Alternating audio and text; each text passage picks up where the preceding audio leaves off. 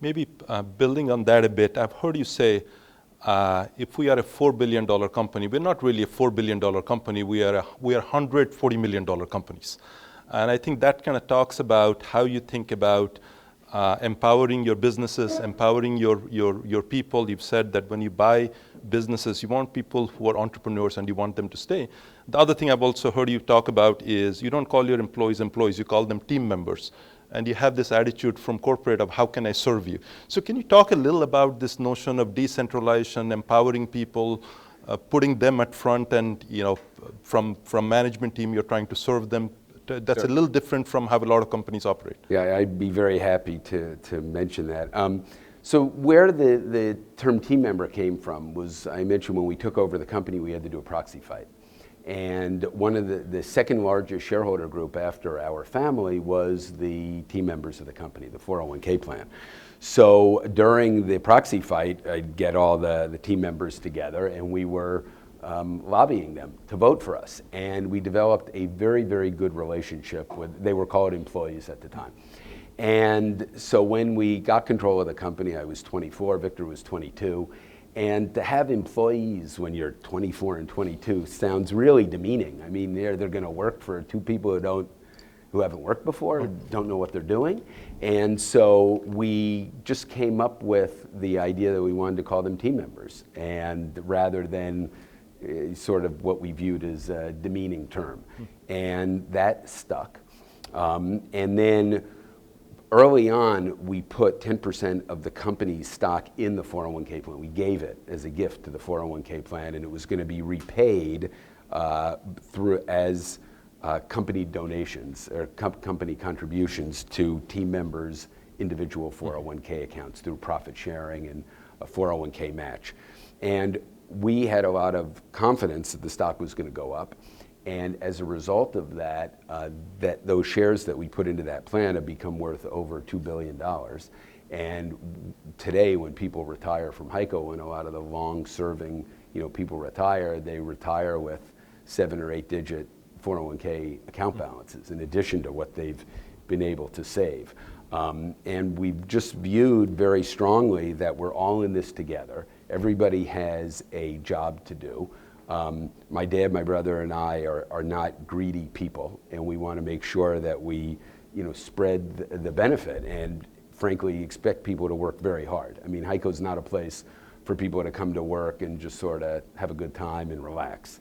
The people who are at HEICO, we expect to be, very, very disciplined, very conscientious, work really hard, and if they're going to do that, we want them to share in all of the benefits. So that's really been the approach. As the company started becoming successful, we were generating cash. And if we were a private company, probably we would have taken the money and invested it in other things or bought stuff with it. But since it was a public company, most of it didn't belong to us. So we, as part of our thought of building a larger enterprise, we were very comfortable with other like-minded entrepreneurs who were used to, taking sort of small resources, figuring out what you can do with it, and end up doing it better and creating satisfying a need for the customer. And we became pretty good at that, and pretty good at identifying other businesses that had similar attributes. So when, just as we wouldn't like people sitting on top of us telling us what to do and, micromanaging us, when we found these successful businesses, by and large, we do a lot of homework up front, get to know them really well, and then we let them go do their thing. And we want to make sure that they're motivated and they really enjoy what they're doing. And as I mentioned, my wife is doing her PhD in intrinsic motivation in business.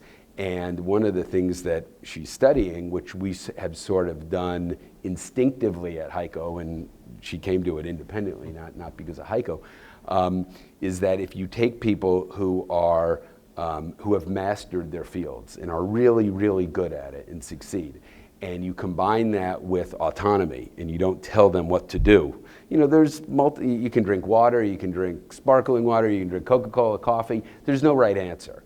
But a lot of these big companies decide, well, we got to standardize, we've got so many people, we have to organize it that way.